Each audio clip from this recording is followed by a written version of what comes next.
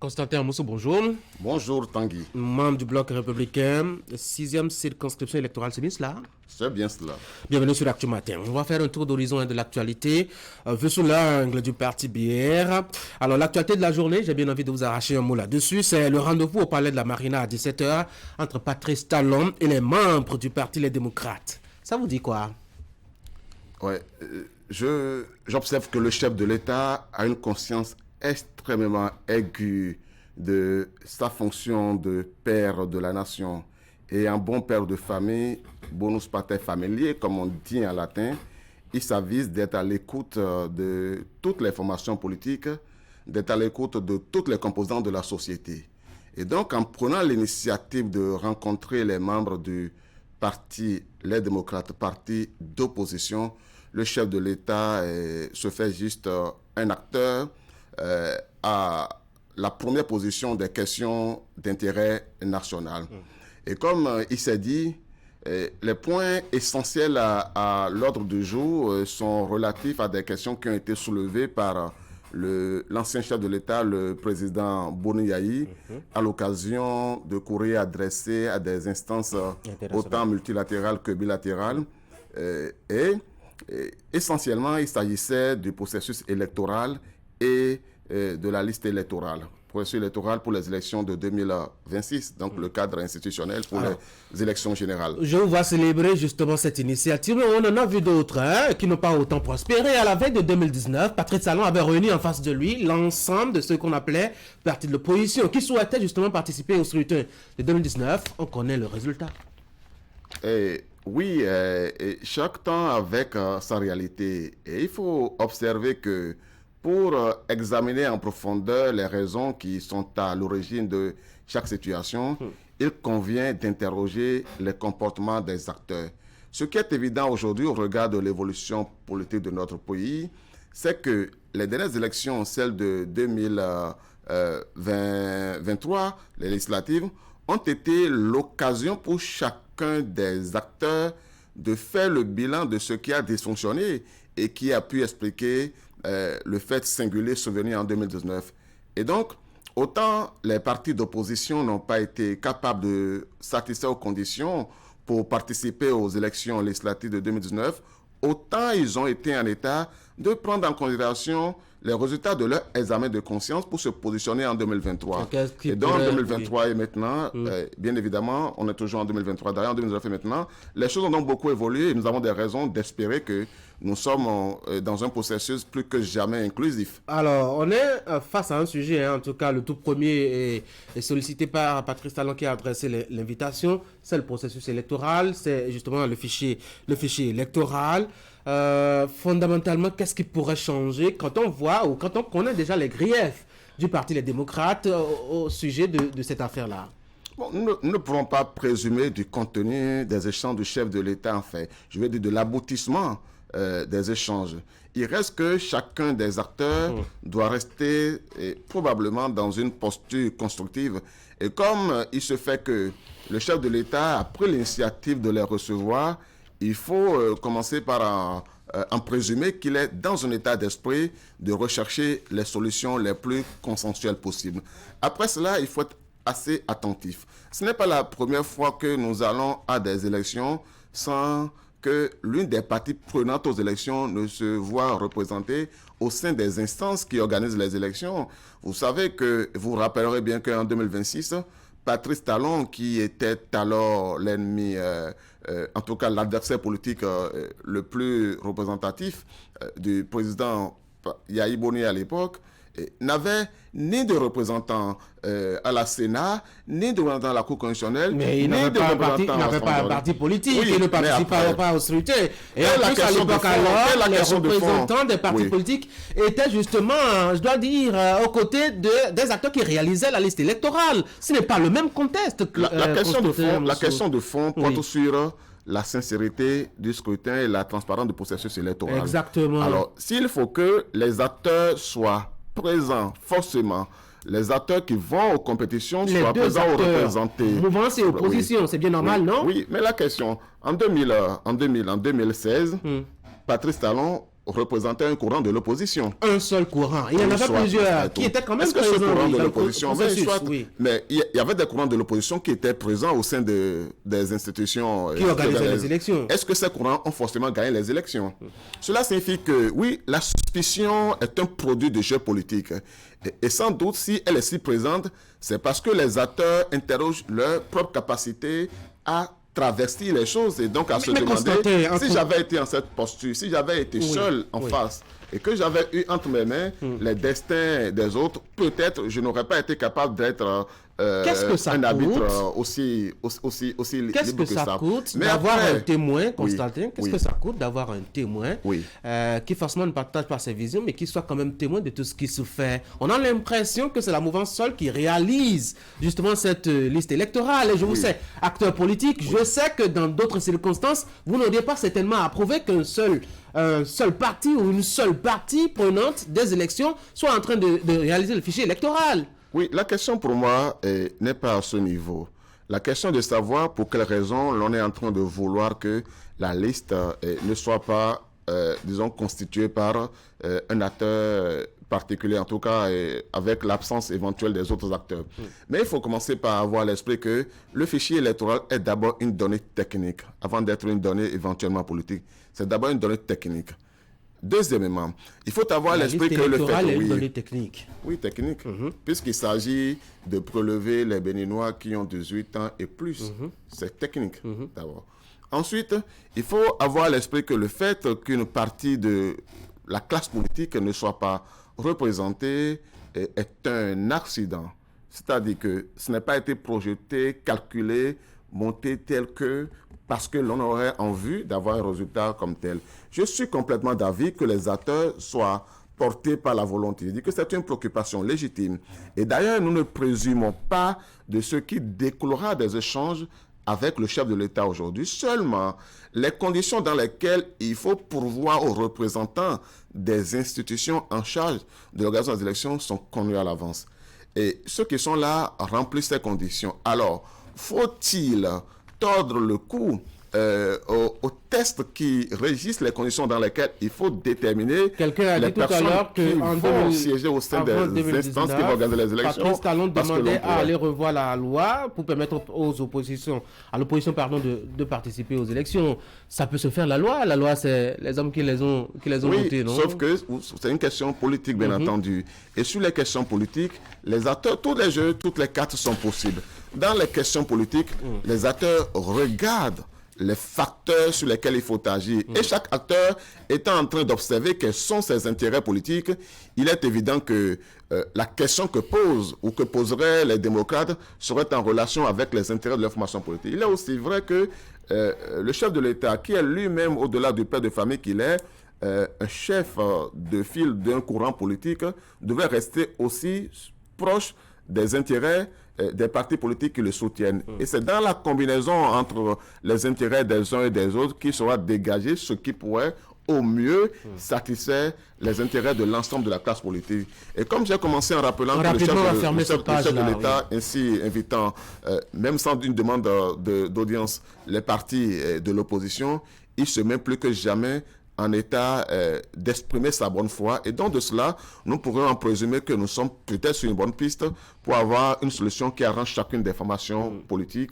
opposition et mouvance entendues. Constantin, un sur notre actualité, c'est la programmation de la loi sur l'amnistie au Parlement. C'est vrai que c'est juste une programmation et que les chances de débat autour de la question ne sont pas encore vraiment totalement établi. J'aurais bien aimé adresser ma question à un député BR, mais c'est la chose la plus difficile à avoir ces derniers temps au Bénin. Qu'est-ce que cela vous inspire, cette actualité? Oui, une loi d'amnistie, c'est un fait éminemment politique. Vous savez d'abord que dans l'ordonnancement des États de démocratie, les pouvoirs sont séparés. D'abord, dans le principe, je commence par le principe. Le pouvoir exécutif, le pouvoir judiciaire, le pouvoir législatif, n'est-ce pas? Alors, une loi d'amnistie, c'est un mécanisme par lequel le pouvoir législatif intervient de façon exceptionnelle dans le champ légal, dans le champ judiciaire, parce qu'il cette loi, par une loi, on décide d'effacer, de passer un coup de chiffon sur des faits de droit qui sont reprochés à des acteurs pour des raisons politiques. Donc, vous observez que lorsque l'on veut voter une loi, lorsque l'on veut faire cette intervention dans le champ spécifique qui n'est pas par nature un champ de la loi, mais un champ de la juridiction, il est important que les acteurs, chacun des acteurs, ayant conscience des implications politiques, se mettent en état de contribuer à faire voter cette loi dans le plein intérêt de tous les acteurs. Oui. Donc, s'il y a une loi d'amnistie, on espère bien qu'elle soit programmée. En tout cas, moi spécifiquement, je pense que le degré d'adversité, le degré que l'on pourrait supposer d'animosité entre les acteurs politiques, quels que soient les bords, n'est pas toujours aussi fort que l'on le voit de l'extérieur. Bien au contraire, il y a de telles implications, de telles proximités historiques, familiales, culturelles entre les acteurs qui sont en jeu. Ça ne nous a pas épargné des événements de 2019. Oui. Et on peut, et sur les événements, on peut là-dessus donner raison à ceux qui craignent que cela arrive en 2026 et qu'ils proposent la loi sur l'amnistie. Nous avons déjà eu une première loi d'amnistie qui a été votée dans ce pays, n'est-ce pas? Qui a été l'initiative exclusive des partis de la mouvance et qui cependant a été voté. Cela signifie que par le passé... Et ça n'a pas posé de problème. Maintenant que ça vient de l'opposition, pourquoi est-ce que ça embête? Et on veut voir le principe de la règle politique, on veut voir le principe du consensus, de l'entente préalable, etc.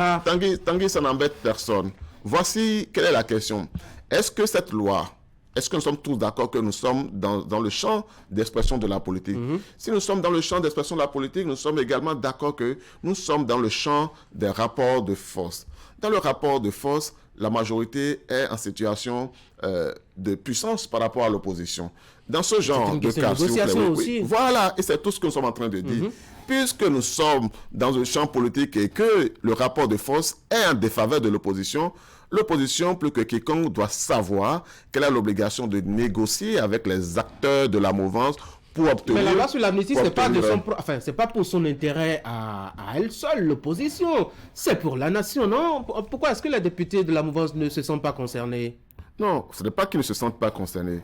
Il faut bien mesurer la question. Lorsque la loi pour l'amnistie avait été votée en 2019, ce n'était que les députés de la mouvance qui étaient présents à l'Assemblée nationale et qui ont quand même voté ça.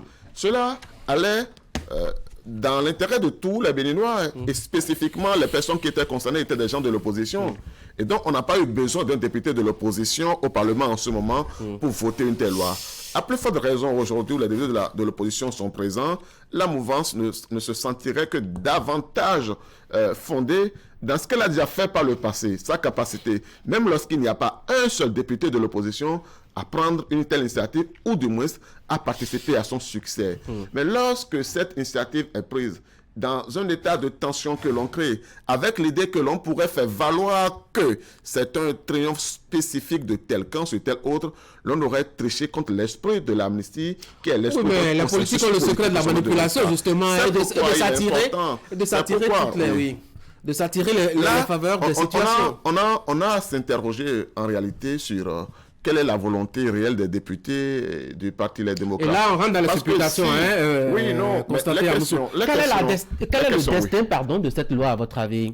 Je ne sais pas, je souhaite qu'elle aboutisse. Et je considère qu'à l'occasion des échanges, vous permettez que je finisse là-dessus. Rapidement. Je considère qu'à l'occasion des échanges avec le chef de l'État, qui est le patron de la majorité présidentielle, et cette question sera abordée. Tout à fait. En tout cas, dans le communiqué du Parti LD, il souhaite vivement que cela soit évoqué. Ouais. Et de cela, nous avons des raisons d'espérer que chaque acteur se mette en état d'esprit de considérer cette question, non point comme l'enjeu de la victoire d'un camp sur un autre. Et pour que cela soit ainsi perçu, il vient d'abord du demandeur, qui est le Parti Les Démocrates, de poser les actes qu'il faut pour créer un état de non-tension autour de la question. S'il crée un état de tension autour de la question... Mais ils ont juste déposé la proposition de loi. Ils ont proposé... J'ai suivi mon ami Guy Mitokpe, ancien député et membre du porte-parole, ou si vous voulez, la communication du parti les démocrates, soutenir que les députés de la mouvance sont dans une perspective de prise en otage. est-ce là une façon de créer un environnement d'apaisement, de décrispation autour de la question, Amoussou, pour on va la finir. contribution de toutes les formations politiques à l'expression d'une volonté consensuelle vers l'amnistie. C'est de ça qu'il s'agit. C'est un peu comme si les députés de l'opposition ne voulaient pas que les exilés politiques rentrent, ne voulaient pas que les prisonniers politiques soient libérés. Et comme il faut qu'ils créent les conditions pour que la loi ne se vote pas, ils sont en train de créer toutes ces conditions pour pouvoir dire après qu'ils ont tenté de faire voter une loi et que la mouvance a bloqué cette loi. Mais pourquoi vous ne faites pas le jeu? Pourquoi vous ne faites pas le jeu et justement aider à voter cette loi? Ça pourrait quand même rien n'aura été arracher un argument comme ça se dit aussi actuellement sur la question du soja, où j'ai vu des journaux titrer qu'on a arraché désormais un argument de campagne à l'opposition. La polémique soja, on ne sait plus qui a fait quoi pour que Patrice Talon se décide à prendre ces résolutions. Oui, en réalité, le soja, c'est une question qui, tout spécifiquement, a occupé les députés et les acteurs politiques du bloc républicain. Ah oui? Parce que, comme vous savez, dans la répartition géopolitique, disons l'occupation géopolitique du territoire politique, on observe que le bloc républicain a beaucoup d'élus dans la région septentrionale. On peut dire que c'est le fief symbolique du bloc républicain. Il se trouve donc qu'il y a même des députés, des maires du bloc républicain qui sont des sojaculteurs. Donc, ils sont concernés au premier titre comme acteurs de la filière de cette question. C'est pour cela que le bloc républicain, à travers ses acteurs, a joué tous les bons offices à tous les niveaux. Mais comme il se trouve que le bloc républicain n'est pas un parti de l'opposition, on ne peut pas attendre de lui qu'il vienne mettre le gouvernement en difficulté en posant des questions à tort. L'oreille au chef de l'État, les difficultés des paysans alors? Toutes les questions ont été abordées. Il y a des instances au sein desquelles les partis de la mouvance échangent avec le chef de la mouvance, de la famille mouvancière. Et donc ça, c'est des questions internes à la famille mouvancière. Ce n'est pas ici de les exposer. Mais tout singulièrement, je voudrais pouvoir observer qu'il est extrêmement dangereux de politiser des questions de cette nature. Parce que la production agricole, la question du soja par exemple, lorsque le chef de l'État, Patrice Talon, venait au pouvoir, savez-vous à combien de production de tonnes nous étions à 5000 tonnes. 5 000 tonnes. Oui. Mais vous savez à combien nous sommes aujourd'hui? Nous sommes à 400 000 tonnes. 400 000. On est passé de 5 000 à 400 000 tonnes. Parce que cela avait pris son envol entre-temps et que la mesure était, le kilogramme était à un prix donné. Et cela a cassé aussi un élan. La démarche d'organisation du gouvernement a cassé l'élan chez certains producteurs. C'est pour ça qu'on est allé à 400 000 tonnes. J'ai dit entre-temps. Oui, attends, voilà. Donc, on y va progressivement. Donc, nous étions à 5 000 tonnes quand Patrice Talon arrive au pouvoir. Nous sommes passés, non pas à 40 000 tonnes, mais à 400 000 tonnes. Vous pouvez voir le coefficient par lequel cela s'est multiplié. Cela signifie qu'il y a eu des actions d'organisation de la filière qui ont incité les acteurs du secteur à produire de façon plus intense. C'est le premier constat qu'il faut faire. C'est le premier constat qu'il faut faire. Personne ne parle de 5 000 à 400 000 si les conditions ne sont pas meilleures. Donc il ne faut pas politiser donc les questions liées à la production agricole. Ce sont des questions de développement. Oui. Et il faut commencer à observer que pour que nous passions de 5 000 à 400 000 tonnes dans l'espace de 6 ans, 7 ans, c'est parce que les réformes qui ont été introduites dans la filière ont permis de l'organiser et intensifier, disons, l'intérêt des acteurs. Alors, l'année dernière, à partir de l'année dernière... là-dessus, oui, bien sûr. Okay. À partir de l'année dernière, les réflexions du gouvernement ont consisté à mettre en exergue le fait pour nous de créer plus de plus-value. Or, il se trouve qu'avec la GDIZ, nous avons des usines de transformation agricole. Nous avons au moins 2 usines de transformation agricole du soja. Oui. Lorsque nous transformons, la plus-value est plus forte que lorsque nous importons de façon brute. C'est pourquoi le gouvernement a dit qu'à partir de l'année dernière, il faut que de façon spécifique, on tienne d'abord à fournir les usines locales de transformation pour augmenter la plus-value nationale avant l'exportation. On aura bien constaté. On aura peut-être l'occasion de revenir sur cette question-là. Franchement, parce que j'avais prévu beaucoup de sujets, mais c'est toujours difficile de vous arrêter dans vos élans. Bon. J'avais aussi prévu que ce soit un député qui réponde à mes questions ce matin. C'est vous qui êtes venu. Merci beaucoup pour la disponibilité. Je rappelle, vous êtes Constantin Amoussou, vous êtes membre du bloc républicain. Bonne journée. Ah, c'est fini. C'est fini. C'est allé très vite. Oh, oui, c'est allé un peu plus vite que prévu même. Vous êtes passé largement au-dessus du temps, au-delà du temps imparti à cette rubrique-là. Je vous souhaite encore une fois de passer une bonne journée. Merci surtout pour la disponibilité. Revenez-nous quand vous aurez un bon temps. Canal3 Bénin est ouvert pour vous. D'accord. Je reviendrai volontiers. Merci beaucoup. Mesdames et messieurs, voici la revue de presse.